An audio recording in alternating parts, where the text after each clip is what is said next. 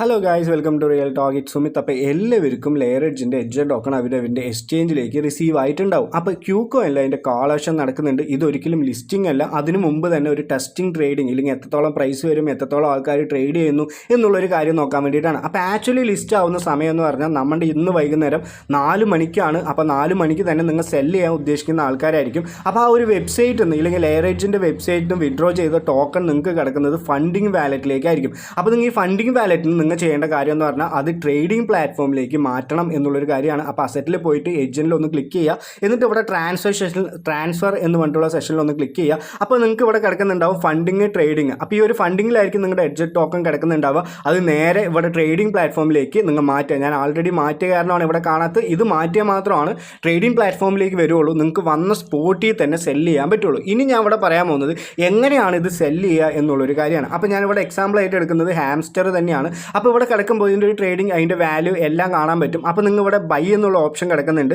അതുപോലെ തന്നെ ഇവിടെ ലിമിറ്റ് എന്ന് പറഞ്ഞിട്ടുള്ള ഒരു ഓപ്ഷൻ കിടക്കുന്നുണ്ട്. അപ്പോൾ നിങ്ങൾ ആദ്യം ചെയ്യേണ്ടത് ഇവിടെ സെൽ എന്നുള്ളൊരു ഓപ്ഷനിൽ ക്ലിക്ക് ചെയ്യുക.